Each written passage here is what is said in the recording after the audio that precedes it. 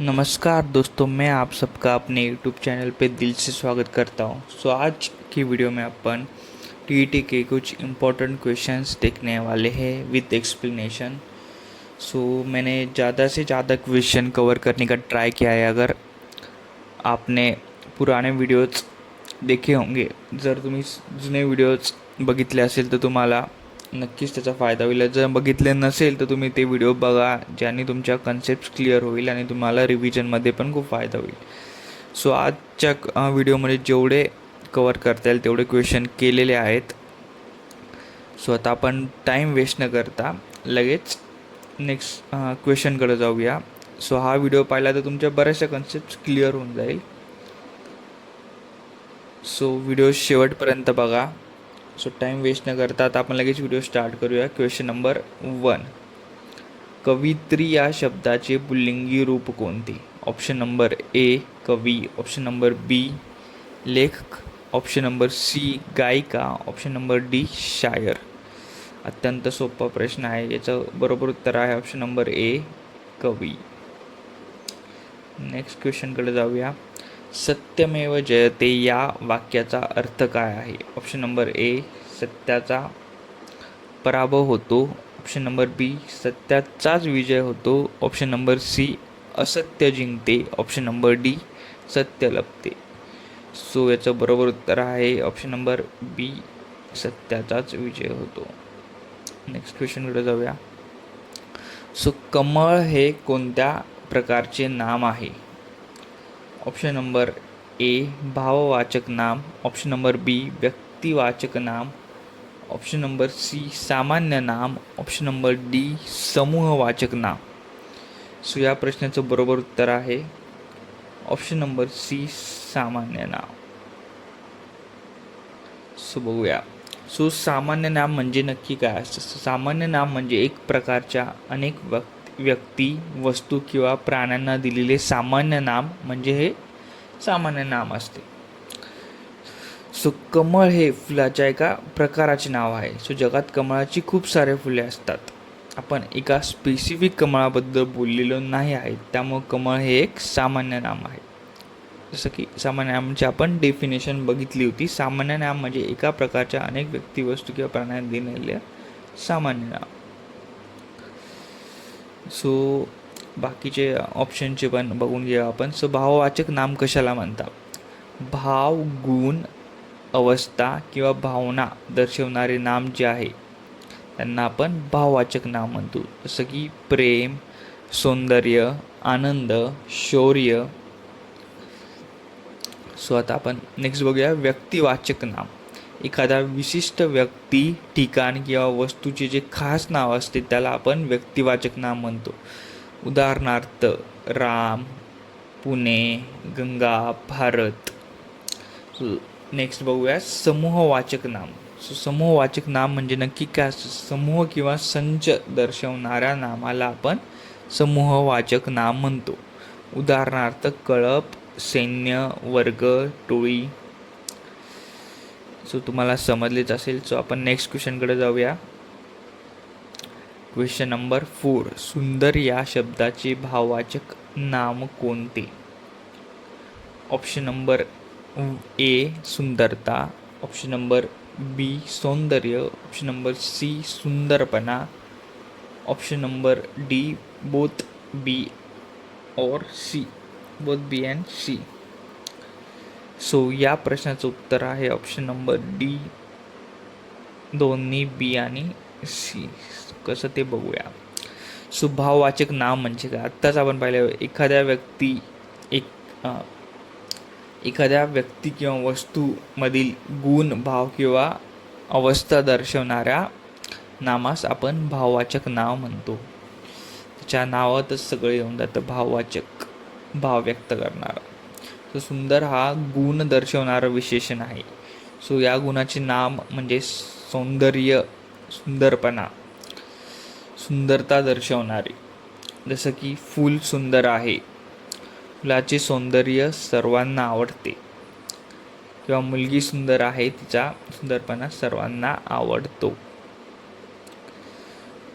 आता यामध्ये बऱ्याच जणांना प्रश्न पडला असेल की ऑप्शन नंबर ए सुंदरता हे बरोबर उत्तर का नाही? सो याचं प्रॉपर एक्सप्लेनेशन देतो मी. सुंदरता हा शब्द मराठीत वापरला जातो. सुंदरता हा शब्द मराठीत वापरला जातो, पण तो हिंदीचा प्रभाव असलेला शब्द मानला जातो. सो प्रमाणे मराठीत सुंदर या विशेषणाचे भाववाचक नाव सौंदर्य हे आहे. जसं की फुलाचे सौंदर्य मन मोहून टाकते. सो सुंदरता हा शब्द चुकीचा नाही, पण TT सारख्या एक्झाममध्ये मराठीला जास्त प्रेफरन्स दिलं जातं, त्यामुळं ऑप्शन चूज करताना सौंदर्य हेच निवडायचं. म्हणजे सुंदरता हे आन्सर पण चुकीचे बिलकुल नाही आहे, फक्त त्यात हिंदीचा थोडा प्रभाव झालेला आहे आणि इकडं एक्झाममध्ये TT सारख्या एक्झाममध्ये मराठीला प्रेफरन्स दिलं जातं, त्यामुळं ऑप्शन सिलेक्ट करताना बघून करायची. सो आपण नेक्स्ट क्वेश्चन करत आहोत. Question number 5. राम शाळेत गेला या वाक्यातील काळ ओळखा. ऑप्शन नंबर ए वर्तमान काळ, ऑप्शन नंबर बी साधा भूतकाळ, ऑप्शन नंबर सी भविष्यकाळ, ऑप्शन नंबर डी अपूर्ण भूतकाळ. सो क्वेश्चन नंबर 5चा आन्सर आहे ऑप्शन नंबर बी साधा भूतकाळ. सो काळ म्हणजे काय? सो काळ म्हणजे क्रिया कधी घडली हे सांगणारा असतो काळ. सो क्रिया 3 वेळा घडते. एक असतो भूतकाळ, वर्तमान काळ, भविष्यकाळ. आधी घडलेली भूतकाळ, आत्ता घडणारी वर्तमान काळ आणि पुढे घडणारी भविष्यकाळ. सो राम शाळेत गेला, इथे गेला हा शब्द असं सांगतो की राम शाळेत आधीच गेला आहे. सो ही क्रिया आधीच झालेली आहे. सो हा एक साधा भूतकाळ आहे. सो भूतकाळामध्ये त्यांनी अजून एक ऑप्शन दिला आहे अपूर्ण भूतकाळ. सो त्याचा पण अर्थ बघून घेऊया. अपूर्ण भूतकाळ म्हणजे भूतकाळात एखादे काम सुरू होते किंवा नेहमी होत असते, त्याला आपण अपूर्ण भूतकाळ म्हणतो. जसं की राम शाळेत जात होता, म्हणजे तो त्याची ही सवय सारखं आहे की तो जात होता, म्हणजे तो नेहमी जात होता. मी रोज अभ्यास करत होतो, मी नेहमी रोज अभ्यास करत होतो, म्हणजे मी आधीसुद्धा करत होतो. सो या उदाहरणामध्ये तुम्हाला समजलंच असेल. सो ही डेफिनेशन वगैरे तुम्ही लक्षात ठेवत जा. नेक्स्ट क्वेश्चनकडे जाऊया आपण. Question number 6. मी उद्या पुण्याला जाईन हा कोणता काळ आहे?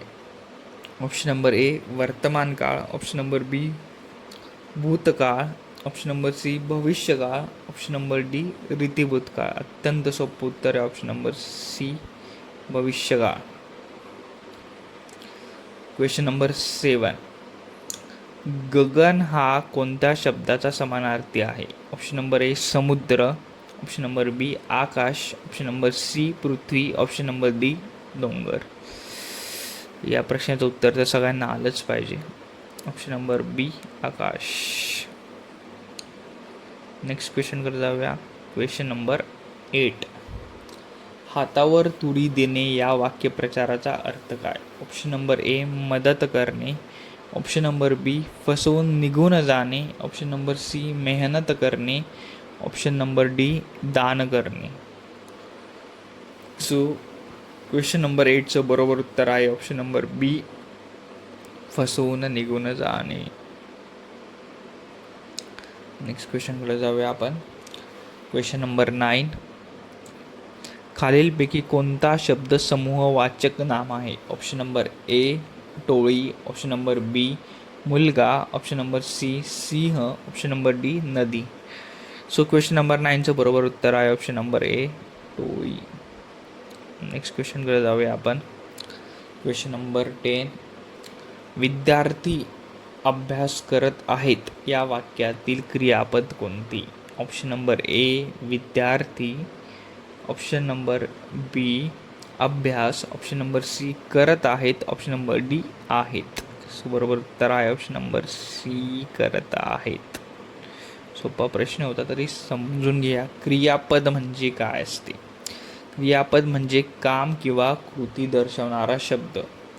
सो वरील एक्झाम्पलमध्ये विद्यार्थी हा कर्ता आहे आणि अभ्यास हे नाम आहे. सो क्रियापद हे करत आहेत हेच आहे. नेक्स्ट क्वेश्चनकडे जाऊया. आता या व्हिडिओमध्ये जास्त डीपमध्ये एक्सप्लेन केलेले नाही आहेत. रिव्हिजन आहे, शेवटचा व्हिडिओ आहे हा आपला. संडेला आता एक्झामच आहे. So question number 11. महाराष्ट्र या शब्दाचा योग्य संधी विच्छेद कोणता? ऑप्शन नंबर ए महा प्लस राष्ट्र, ऑप्शन नंबर बी महार प्लस राष्ट्र, ऑप्शन नंबर सी मह प्लस राष्ट्र, ऑप्शन नंबर डी महा प्लस राष्ट्र. सो याचं बरोबर उत्तर आहे ऑप्शन नंबर ए महा प्लस राष्ट्र. खूपदा रिपीट झाला आहे क्वेश्चन, मागच्या 2 व्हिडिओजमध्ये पण घेतलेला आहे आपण. सो हा एक्झामला नक्की येऊ शकतो. जर तुम्हाला डिटेल एक्सप्लेनेशनवाले व्हिडिओ बघायचे तर तुम्ही जुने व्हिडिओ बघू शकता. त्यामध्ये बऱ्याचशा कन्सेप्ट्स क्लिअर होऊन जाईल तुमच्या. सो आता क्वेश्चन नंबर 12 बघूया.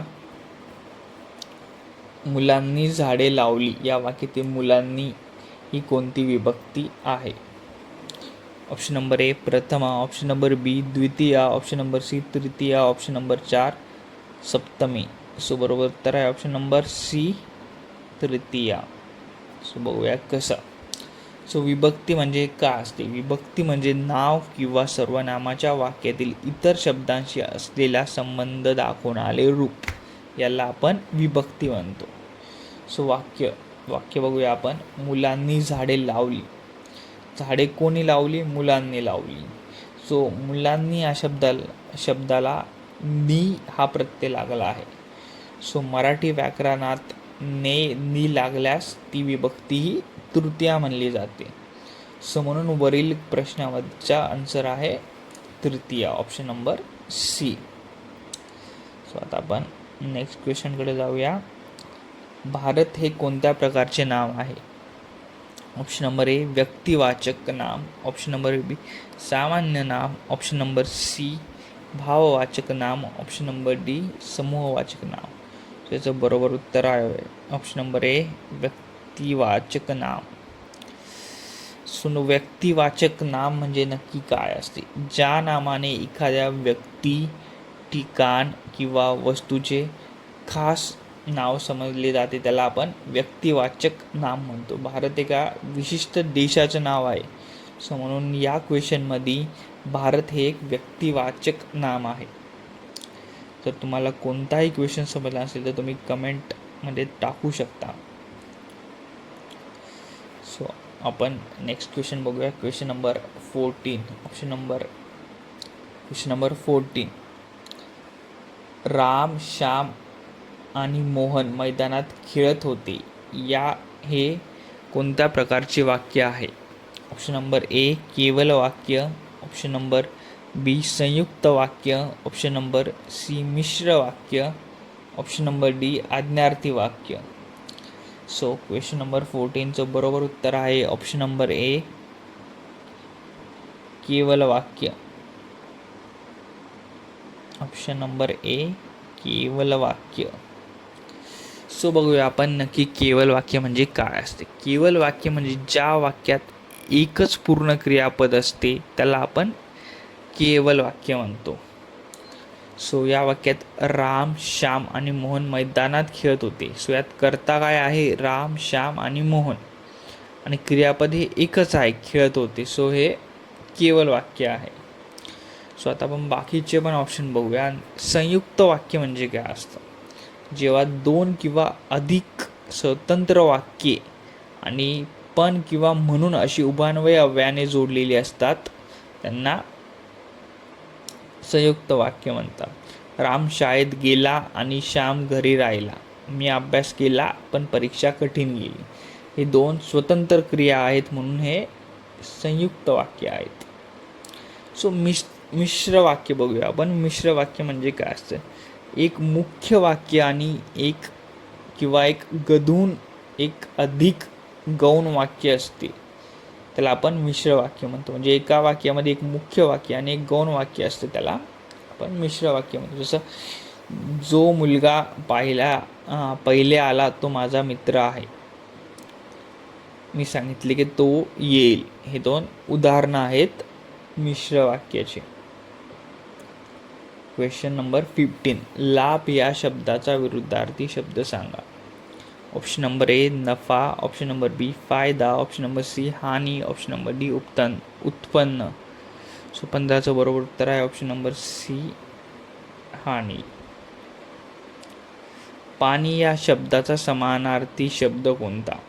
ऑप्शन नंबर ए नीर, ऑप्शन नंबर बी अग्नी, ऑप्शन नंबर सी वारा, ऑप्शन नंबर डी धूर. सो याचं बरोबर उत्तर आहे ऑप्शन नंबर ए नीर. नेक्स्ट क्वेश्चनकडे जाऊया आपण. राजवाडा हा कोणत्या समासाचे उदाहरण आहे? राजवाडा हा शब्द कोणत्या समासाचे उदाहरण आहे? ऑप्शन नंबर ए तत्पुरुष समास, ऑप्शन नंबर बी कर्मधाराय समास, ऑप्शन नंबर सी द्वंद्व समास, ऑप्शन नंबर डी बहुव्रीही समास. सो या प्रश्नाचं बरोबर उत्तर आहे ऑप्शन नंबर ए तत्पुरुष समास. सो समास म्हणजे काय असतं? जेव्हा दोन किंवा अधिक शब्द एकत्र येऊन एक नवीन आणि लहान शब्द तयार होतो त्याला आपण समास म्हणतो. सो राजवाडा या शब्दाची जर आपण फोड केली तर त्याचा अर्थ राजाचा वाडा.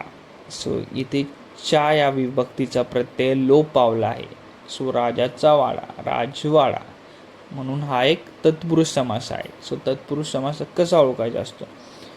सो ज्या समासात दोन शब्दांपैकी विभक्ती चा, ची, चे, ला हे लोप पावते त्याला आपण तत्पुरुष समास होतो. ही गोष्ट लक्षात ठेवण्यासारखी. सो तुम्ही लक्षात ठेवा, एक्झाममध्ये येऊ शकते, समास तर येणारच आहे. सो तुम्हाला या गोष्टी आठवल्या पाहिजे. आजचा व्हिडिओ थोडा मोठा होईल. So question number 18. पुस्तक या शब्दाचे अनेक वचन कोणते? ऑप्शन नंबर ए पुस्तकेचा, ऑप्शन नंबर बी पुस्तके, ऑप्शन नंबर सी पुस्तकी, ऑप्शन नंबर डी पुस्तकांच्या. सोपं क्वेश्चन एकदम. ऑप्शन नंबर बी पुस्तके. गोविंदाग्रज हे टोपण नाव कोणाचे आहे? हा प्रश्न अत्यंत महत्त्वाचा आहे. Option number A Vasant Bapat, option number B Ram Ganesh Gadkari, option number C Keshavsut, option number D Balkavi. So question number 19चं बरोबर उत्तर आहे राम गणेश गडकरी. हे तुम्हाला माहिती पाहिजे आणि तुम्हाला पाठ पाहिजे. पाठ केल्याशिवाय पर्याय नाही. Question number 20. राजकवी म्हणून कोण प्रसिद्ध आहेत?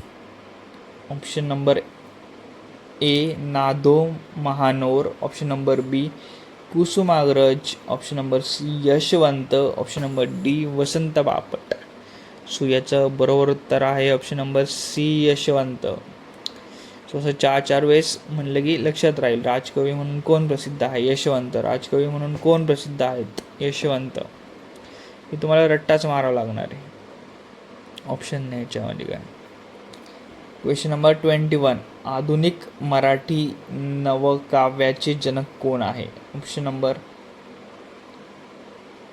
Number A Keshavsut, option number B B C Mardhekar, option number C Vasant Bapat, option number D Vinda Karandikar. So question number 21चं बरोबर उत्तर आहे बासी मर्ढेकर. बासी मर्ढेकर. नेक्स्ट क्वेश्चनकडे जाऊया. आधुनिक मराठी काव्याचे जनक कोण आहे? स्वतः शेवटचा प्रश्न जो होता त्यात आणि यातला फरक काय? सो 21मध्ये आधुनिक मराठी नवकाव्याचे जनक कोण आहे हे विचारलं आहे आणि या क्वेश्चनमध्ये आधुनिक मराठी काव्याचे जनक कोण आहे विचारले. सो हा डिफरन्स तुम्हाला माहिती असणं अत्यंत गरजेचं आहे. So option number A B S Mardhekar, option number B Keshavsut, option number C Balkavi, option number D Kusumagraj. So या प्रश्नाचं बरोबर उत्तर आहे ऑप्शन नंबर बी केशवसूत. पेपरमध्ये जर हा क्वेश्चन आला तुम्ही या क्वेश्चनमध्ये कन्फ्यूज झाले नाही पाहिजे. आधुनिक मराठी नवकाव्याचे जनक बी सी मर्ढेकर आहे आणि मराठी काव्याचे जनक हे केशवसूत आहेत.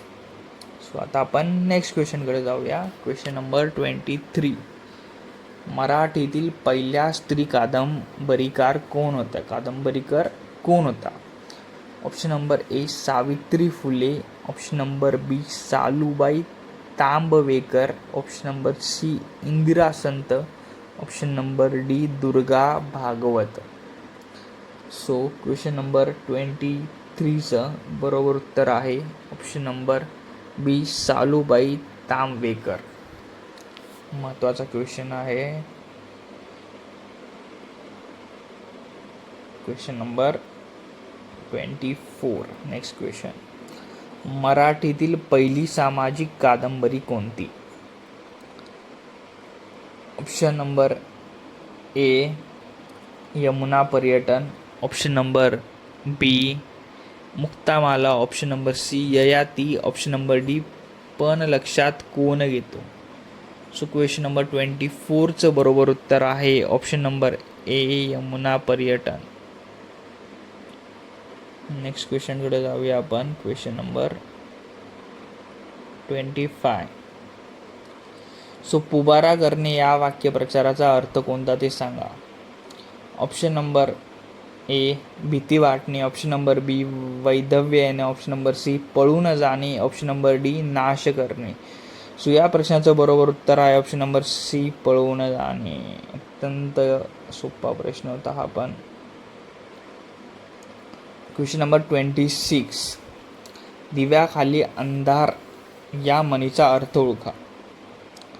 ऑप्शन नंबर 1, दिवा लावल्याशिवाय अंधार जात नाही. ऑप्शन नंबर 2, मोठ्या माणसाच्या ठिकाणी दोष हे असतातच. ऑप्शन नंबर 3, दिवा वर तर अंधार खाली असतो. ऑप्शन नंबर डी, अंधार घालवण्यासाठी दिवा लावला जातो. सो क्वेश्चन नंबर 26चं बरोबर उत्तर आहे ऑप्शन नंबर बी आणि 2, मोठ्या माणसाच्या ठिकाणी दोष हे असतातच. नेक्स्ट क्वेश्चनकडे जाऊया आपण. 27. नुपूर या शब्दाचा अर्थ काय? ऑप्शन नंबर ए, नृत्य. ऑप्शन नंबर 2, नृत्यांगना. ऑप्शन नंबर 3, सुंदर स्त्री. Option number 4, पैंजण. सो या प्रश्नाचं बरोबर उत्तर आहे ऑप्शन नंबर 4, पैंजण. सो आता आपण क्वेश्चन नंबर 28कडे जाऊया. निशाचर म्हणजे काय? ऑप्शन नंबर 1, दान धर्म करणारा. ऑप्शन नंबर 2, एकाच गोष्टीचा नाद करणारा. ऑप्शन नंबर 3, रात्री फिरणारा. ऑप्शन नंबर 4, अपत्य नसणारा. सो या प्रश्नाचं बरोबर उत्तर आहे ऑप्शन नंबर 3, रात्री फिरणारा. आता या व्हिडिओतला हा शेवटचा क्वेश्चन आहे 29. पांढरा कावळा या वाक्यप्रचाराचा अर्थ काय आहे? ऑप्शन नंबर 1, निसर्गात नसलेली वस्तू. Option number 2, भाकडकथा. ऑप्शन नंबर 3, रंग. ऑप्शन नंबर 4, कावळा. सो या प्रश्नाचं बरोबर उत्तर आहे ऑप्शन नंबर ए, निसर्गात नसलेली वस्तू. सो आजच्या व्हिडिओमध्ये एवढंच. सो भेटूया आपण नेक्स्ट व्हिडिओमध्ये. धन्यवाद. ज्या क्वेश्चनमध्ये तुम्हाला डाऊट्स आहे तुम्ही ते कमेंट करू शकता. आपण नेक्स्ट व्हिडिओमध्ये ते क्वेश्चन्स कवर करूयात. सो भेटूया आपण नेक्स्ट व्हिडिओमध्ये. धन्यवाद.